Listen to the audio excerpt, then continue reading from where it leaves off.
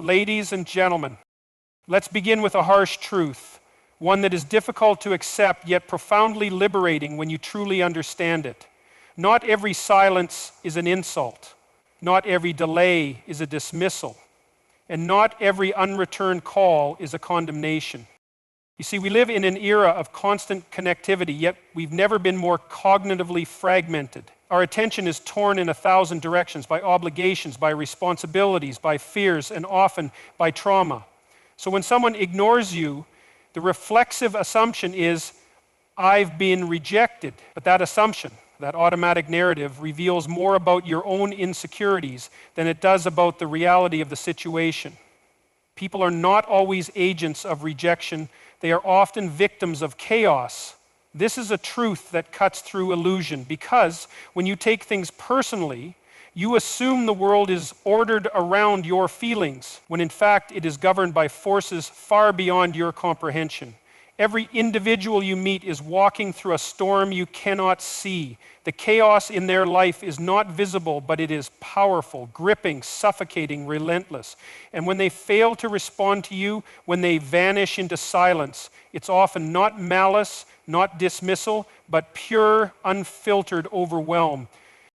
People are carrying burdens that exceed their strength. They are navigating grief, debt, betrayal, addiction, broken families, identity crises, spiritual confusion, and existential fatigue. And you think their silence is about you? It's not. It's about survival. You might be thinking about social validation while they're thinking about whether they can make it through the week without breaking. You want connection, they need oxygen. We desire acknowledgement, they crave relief. The gap is immense. Assuming rejection in the face of silence is an indulgence. It centers you in a narrative that might not even belong to you. It is, ironically, an act of egocentrism disguised as vulnerability. Because it takes effort to pause and say, perhaps they're suffering. That takes maturity, that takes moral courage. It's easier to make their silence about your insecurity than their agony. It's easier to turn absence into offense than into empathy. People are not cold, they are overwhelmed. Overwhelm doesn't always look like frantic chaos. Sometimes it looks like numbness, like detachment, like distance.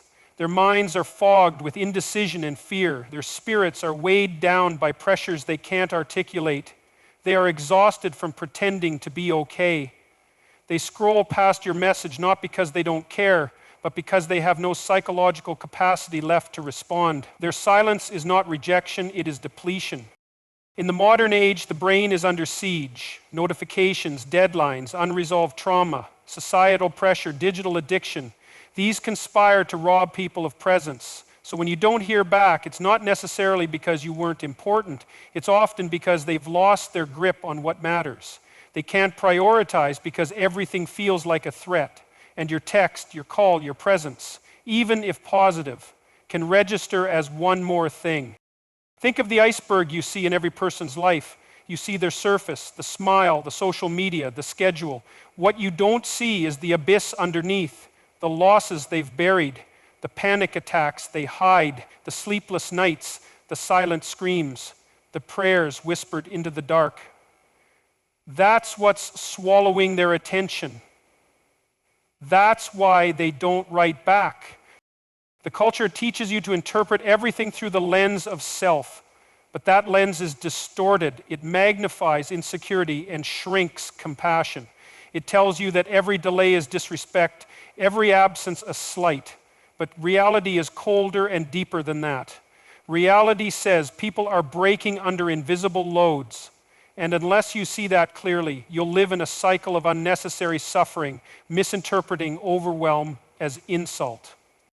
You must develop a psychological lens that can detect distress behind disconnection. If someone ghosted you, they might be ghosting their own life. If someone went silent, they might be screaming inside. You don't know, and you don't need to know to choose understanding. Because the choice to interpret silence with grace rather than with anger is a choice that builds character. We demand too much from each other without knowing what's been taken from one another. We expect quick replies from souls stuck in slow trauma. We seek energy from people running on empty. We want emotional generosity from people who can't even give themselves peace. You want attention from someone who hasn't had a calm breath in weeks. Can you see the mismatch? No one is obligated to soothe your insecurity when they are drowning in their own pain. That sounds harsh, but it's also fair. You cannot demand connection from someone who's lost connection with themselves. You cannot take offense at a person who is locked in internal crisis. Their behavior might hurt, but their intention likely wasn't to harm. And understanding that is where wisdom begins. Sometimes silence is the best they can offer, and sometimes silence is their cry for help. If you're wise, you'll stop interpreting quiet as cruelty. You'll start seeing it as a symptom, a signal, a clue. They might be fighting demons you've never met. They might be holding back tears you'll never witness. They might be on the edge of collapse while you're wondering if they're annoyed. That's the tragic misalignment we live in.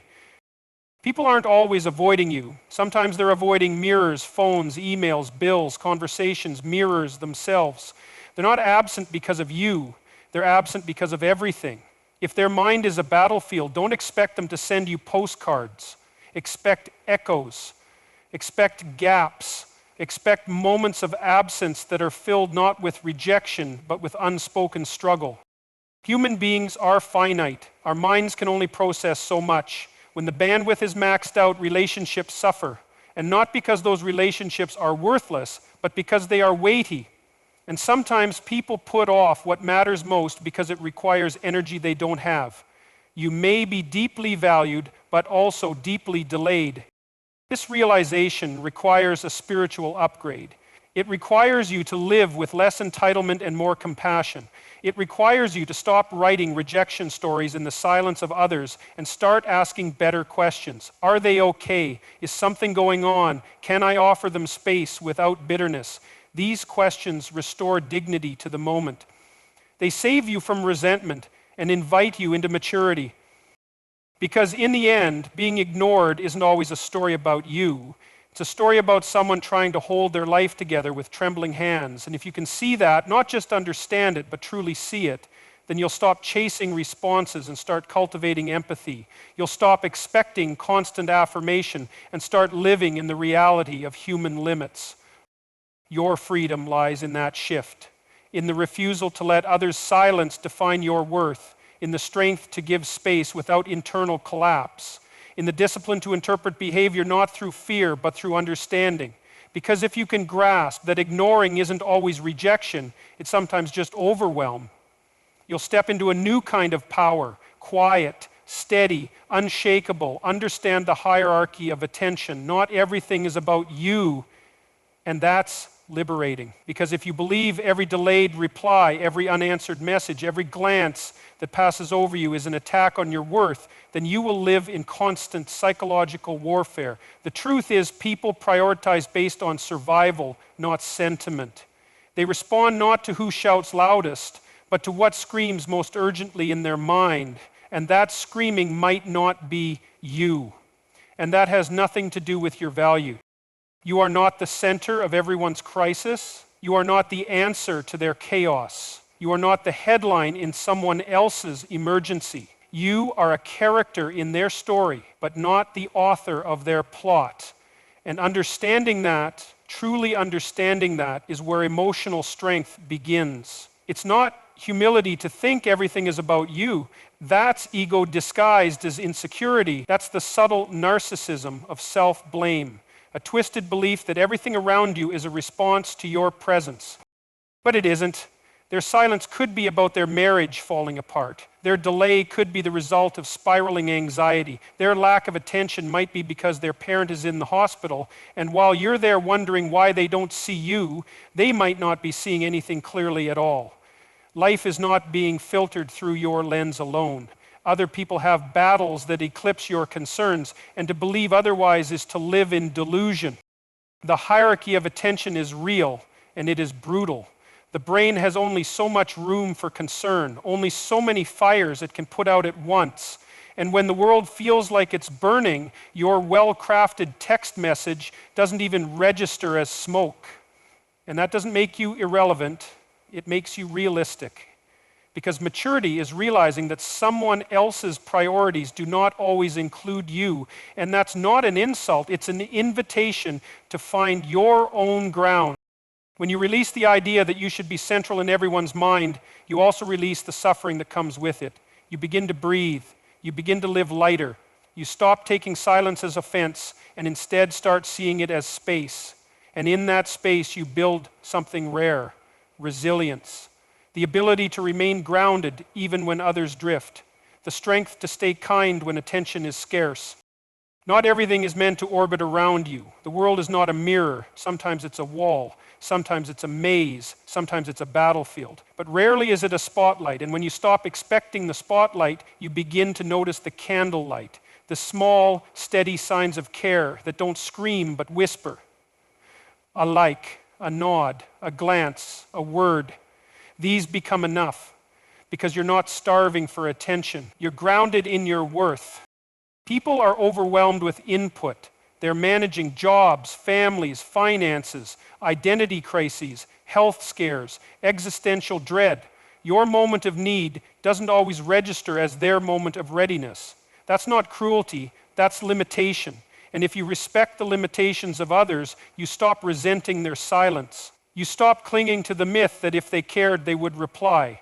That myth is built on fantasy, not reality. Caring doesn't always translate to capacity. Some people care deeply and still vanish. Some love sincerely but disappear under the weight of their own life. You must learn the difference between neglect and limitation. One is rooted in disregard, the other in human frailty. Don't confuse the two. If you do, you'll always be hurt by things that were never meant to hurt you. You walk around wounded by shadows, bleeding from imagined blows. And you'll miss the deeper truth that most people are not ignoring you. They're just distracted by demons they haven't named.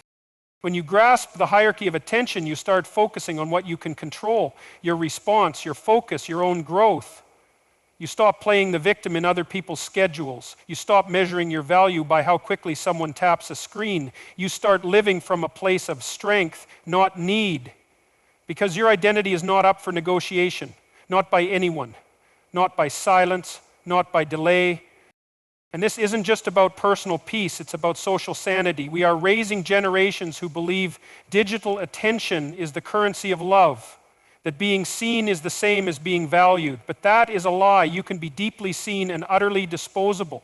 You can be overlooked and profoundly loved. The visible is not always the real. The loudest signals are often the least sincere. True care is quiet. It's steady. It doesn't need applause. So stop tying your self-worth to reactions. Reactions are reflexes. They are not reality. They are filtered through fatigue, distraction, trauma, hunger, stress.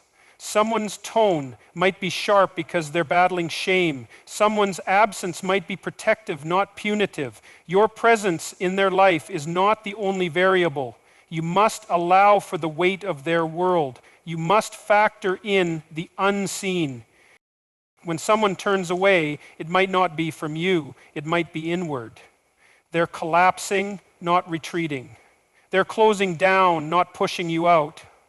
And if you take every withdrawal personally, you'll forever be in pain over things that had nothing to do with you. You will misread pain as rejection. You will interpret exhaustion as betrayal. And worst of all, you will rewrite your identity through someone else's confusion. The liberation comes when you stop expecting to be central in every equation. You accept being important without being everything. You hold space for others without shrinking your own. You allow for silence without building stories of abandonment. That is psychological sovereignty. That is emotional maturity. That is the path forward. Because when you understand the hierarchy of attention, you realize your life must be your own center of gravity. Your self-worth cannot be outsourced to the availability of others. You build a foundation so stable that other people's delay no longer shakes your core. And when you do that, something powerful happens. You become safe for others. You stop pressuring. You start seeing. You hold space instead of demanding it. You listen instead of assuming. You begin to operate from strength, not scarcity. You give without calculation. You love without chains. You wait without crumbling. You move on without bitterness. You remain yourself in the absence of acknowledgement. You rise when others are still, and you shine without needing a reflection.